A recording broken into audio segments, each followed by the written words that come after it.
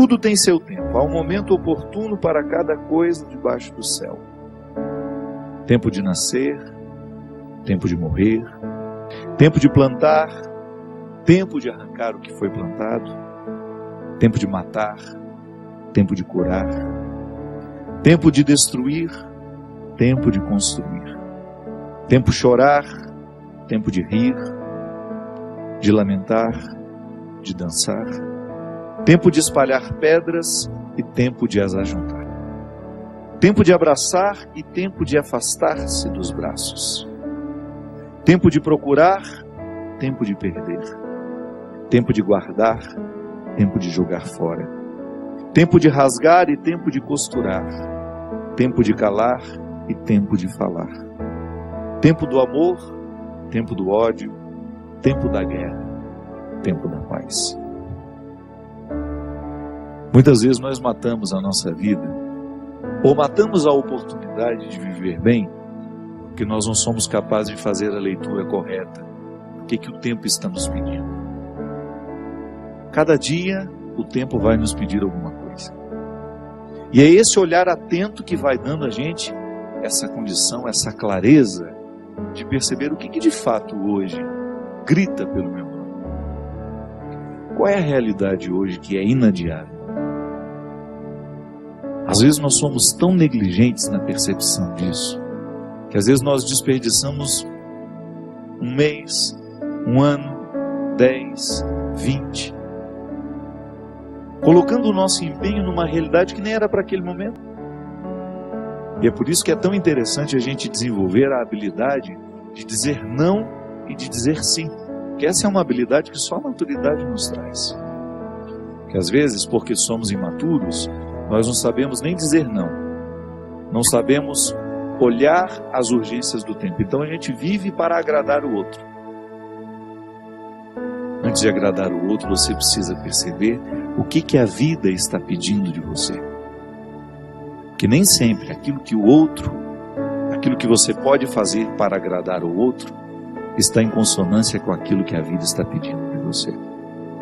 Mesmo que para a gente crescer, nós temos que ter coragem de cortar muitas coisas. A Sagrada Escritura diz: tempo de matar, tempo de fazer nascer. Tudo depende da percepção para olhar o momento presente e descobrir o que de fato merece o nosso empenho.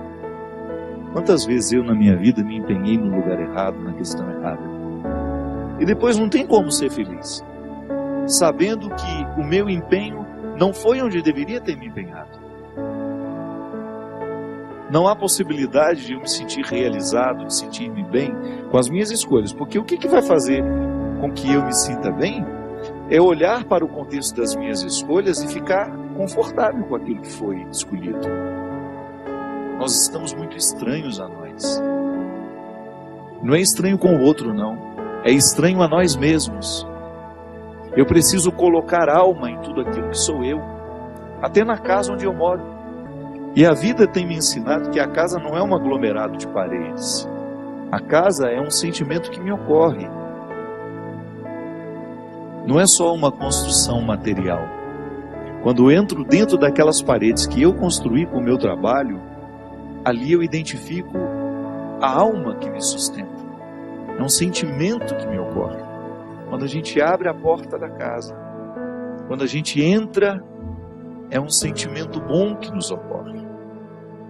Isso é alma. É quando a matéria está plena de significados.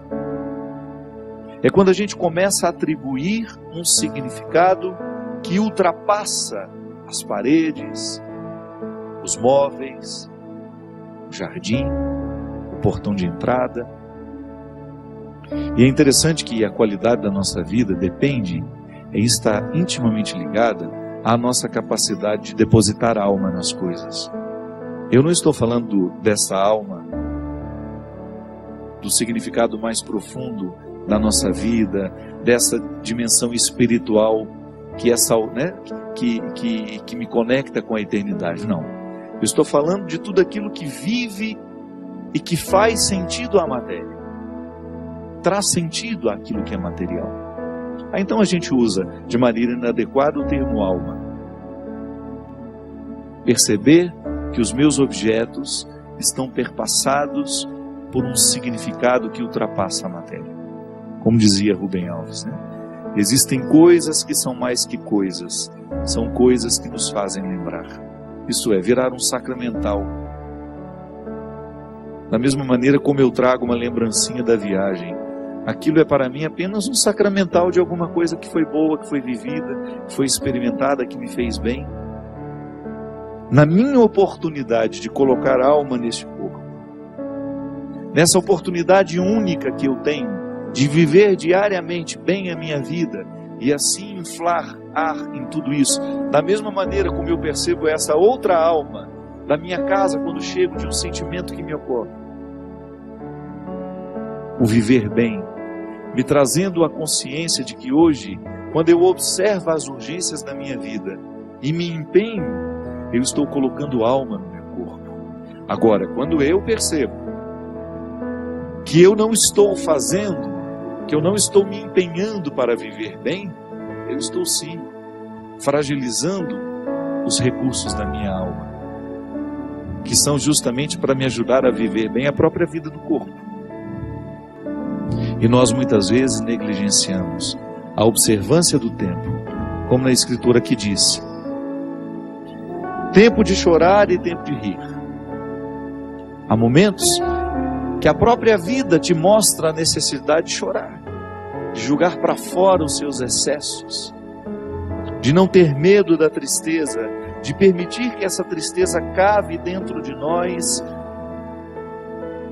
as suas riquezas e que nos ajude a encontrar a pedra preciosa que só o sofrimento poderia nos levar a conhecer. Depois vem o riso. O riso não nasce por acaso. A gente já cantava aquela música também, né? Ando devagar porque já tive pressa e trago esse sorriso porque já chorei demais. O sorriso é o resultado da lágrima bem chorada. O sorriso é o resultado final de um processo de luta que nós estabelecemos, de observar dia a dia qual é o empenho que aquele dia me pede, o que hoje eu preciso fazer para ter o direito do sorriso amanhã. E é bom, você sabe por quê? Porque à medida em que nós estamos passando o perrengue, sabendo que ele será construtivo, já nascem pequenos sorrisos ao longo desse processo. Quando a gente fala de um sorriso final, é apenas a metáfora de um processo bem feito, bem vivido. Tempo de abraçar, tempo de se afastar. Quanto sofrimento, né?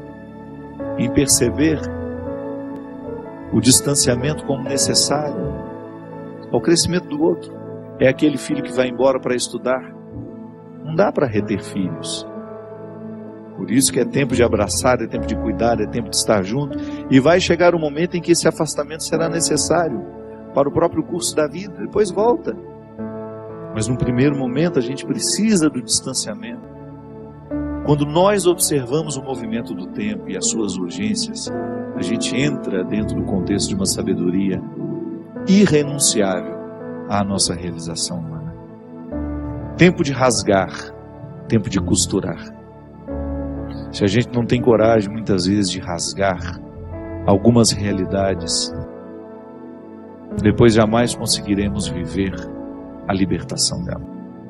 Muitas vezes nós lamentamos perder, e quando na verdade a gente vai observar aquilo que a gente perdeu, não foi perda, foi libertação.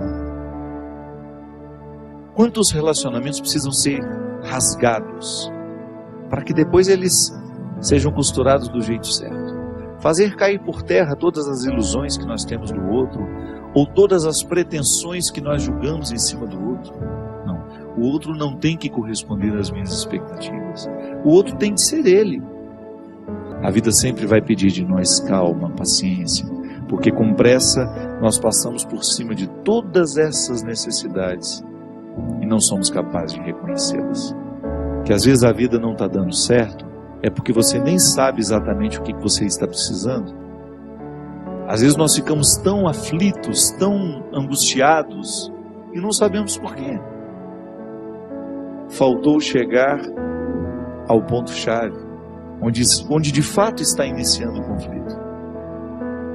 Paciência, né? A gente não tem paciência nem para descobrir o que está nos angustiando. É a nossa pressa, é a vida estranha que nós vamos viver.